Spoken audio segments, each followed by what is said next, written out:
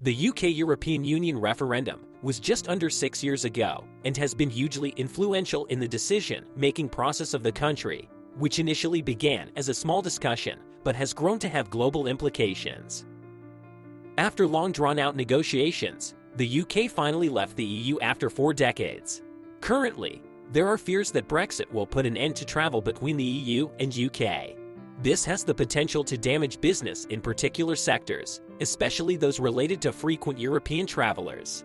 Leaving the EU led to a lower standard of living for many Brits who had previously benefited from being in the Union, even if they weren't aware of it.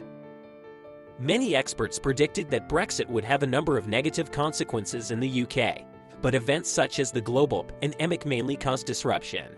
This has made it difficult to assess what hardships have been felt as a result of Brexit and which hardships would have been felt anyway, as a result of the pandemic, by the same logic and in the interest of fairness.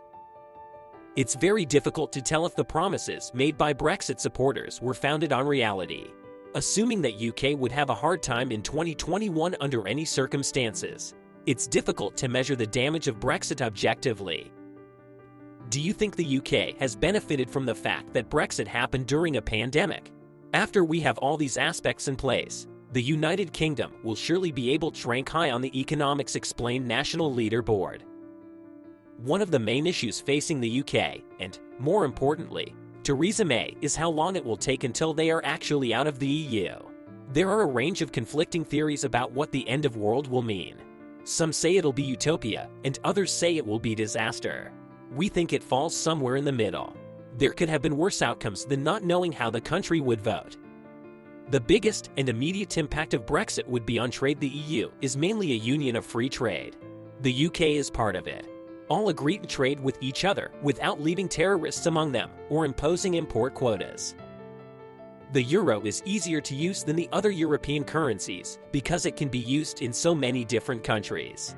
The EU imposes heavy restrictions on trading with non-member countries in order to incentivize their members to trade with one another, not outsiders. These measures sort of work, and exceptions are sometimes made for specific goods and materials that are important to the economy. Let's take natural gas from Russia. That's fed Germany as an example. Now I'm not going to go over the benefits and drawbacks of free trade in this video because it really doesn't matter regardless of whether this is a free trade region or not. It has gone from the beneficiary of free trade agreements to the victim of harsh trade restrictions. This would be bad for any country, but it's especially bad for the UK given how reliant on trade they are to support their economy. Meaning that we need to understand just how important it is to look at a statistic called trade intensity, as in exports minus imports. For measuring GDP, we take the total of consumer spending, government spending, investment, exports, and net exports. Net exports is just the trade balance and accounts for things like current account balances. It's understandable why artificial intelligence gets so much attention. Consider that a country that has no imports and no exports will be totally isolated. Compare this to a country that imports $1 trillion worth of goods in a given year. These two countries would have the exact same net export figure, but the second example would likely be doing much better for itself. If a country exported $1 trillion worth of goods, that means it would require the employment of millions of people. And if the country imported $1 trillion worth of goods, that would also make for higher living standards for those same workers. The second country would also have to have a much higher GDP in order to make these large transactions happen. So that's why economists also need to look at trade intensity. Trade intensity is just the sum of imports and exports divided by GDP. So if we take our simplified example of these two countries, then assume they both export about $100 worth of goods on average. If the first would have an intensity of trade of 0%, then the second would have an intensity of trade of 50%.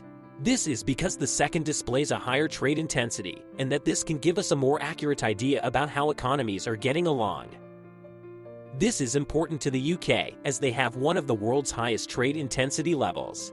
Other countries like Australia at 46% and Japan at 35% have lower trade intensity, but the UK can still make gains in other areas.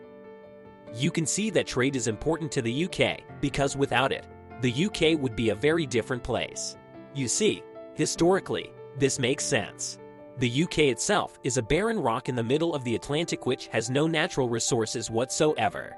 Trade allowed it to become prosperous. Britain's been a colonial power for a long time, and because of this, trade was something that came easily to them as it became more and more important to the worldwide economy throughout the last few decades. This explains why there is such uncertainty about what Brexit would do again. A worst-case scenario, like the much-feared no-deal Brexit with hard borders and no free trade at all between the EU would not have been good, obviously, but it would have been possible to plan for. In a hypothetical situation, let's say you ran a tool manufacturing business that relied on customs-free import from France. You have a small factory and warehouse where you primarily send high-end machining equipment to other businesses within the UK. It is important to have a free trade agreement in place before the referendum. Being without one could significantly reduce your competitiveness in Europe due to high import taxes, which would be imposed on all of your goods. You could technically try to solve this by establishing a separate factory in the EU, but that comes with a huge capital cost. On the other hand, if it turns out that you can negotiate a favorable trade deal with the EU, then your investment may not have been in vain. Savings can be used to purchase a factory, but they shouldn't be just sitting around waiting. They should be reinvested back into your business or given to new employees, or even sent to an investment firm. Having money saved for a rainy day is not helping the economy. That business owner will have some resources to draw from, even if they don't like the situation. It was a drawn-out process for individuals and businesses to decide to leave the place where they had lived for many years, followed by a prolonged transition period, but also factors that existed before the pandemic. These made it very difficult, or only possible with significant challenges. It's not surprising that most of the UK economy has taken a significant hit since Brexit, with trade dropping by about 16.4%, and no amount of hindsight can make that okay. But it's important to understand the whole context when looking at this fact, including the fact that it came at a time when many new diseases like swine flu in Europe are flourishing and making us trade. The intensity fell from 63% in 2019 to 55% in 2020, and this might not sound like a significant drop, but it still puts the UK ahead of the rest of the world.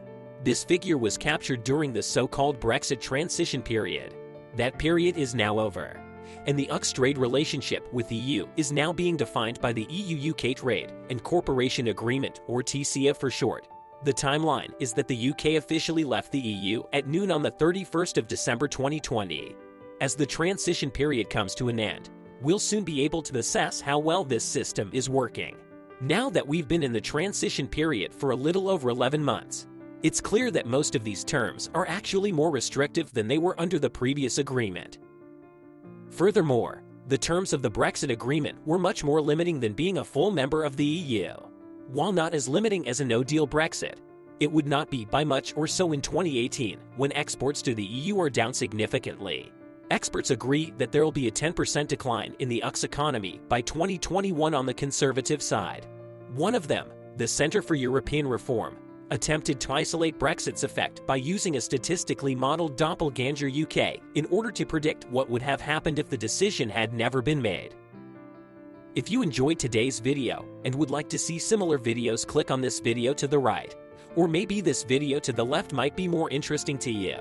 Hope to see you all in the next video. Take care, and remember, stay informed, stay prepared, take